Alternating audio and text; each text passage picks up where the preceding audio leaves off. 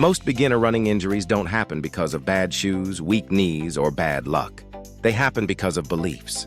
Advice you've heard 1,000 times. Rules passed down without question. Motivational phrases that sound strong, but quietly break your body. Today, we're exposing the running myths that secretly injure beginners, not all at once, but slowly, week by week, until progress stops.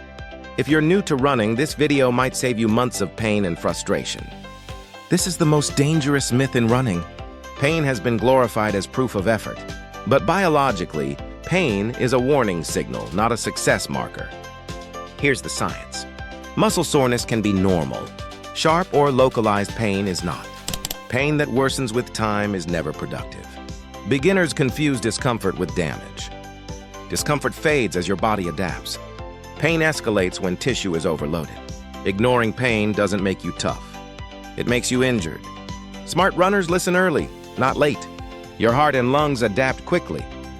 Your tendons and joints do not. This creates a dangerous illusion.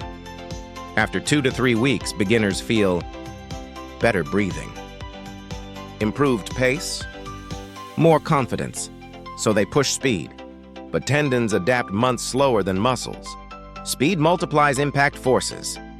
Running faster too early doesn't build fitness. It builds injury. Fitness grows fast. Durability grows slowly. Running progress is limited by your weakest adapting tissue, not your motivation. Volume feels productive. But more is not always better, especially for beginners. Your body doesn't recover from mileage in hours. It recovers in days. Running too often without recovery causes tendon irritation, joint overload, nervous system fatigue. Progress comes from adaptation, not exhaustion. The best beginner runners don't run the most. They run consistently enough to recover. This myth scares more people away from running than anything else.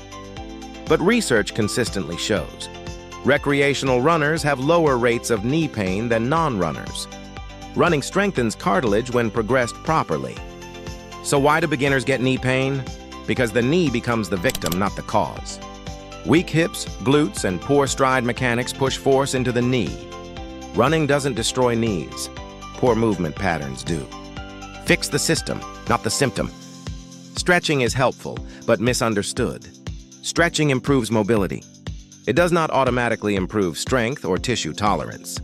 Many beginner injuries happen because muscles are weak, not tight. Tendons aren't ready for impact. Recovery is ignored. Stretching alone won't protect you.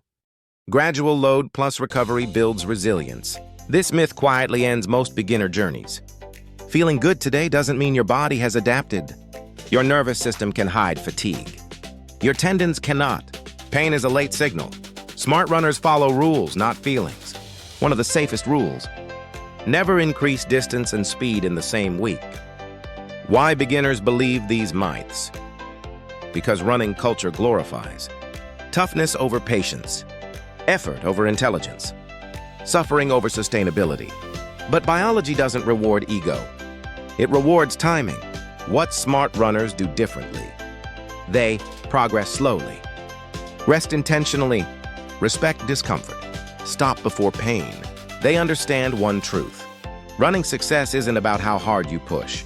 It's about how long you last. Most beginner injuries aren't accidents. They're the result of believing the wrong advice for too long. Unlearning myths is the first step to real progress. Running doesn't require suffering. It requires understanding. Run smart. Run patient. Run long. For more beginner-safe, science-backed running guides, explore Pulse Theory 360, where we build health for the long term, not quick wins.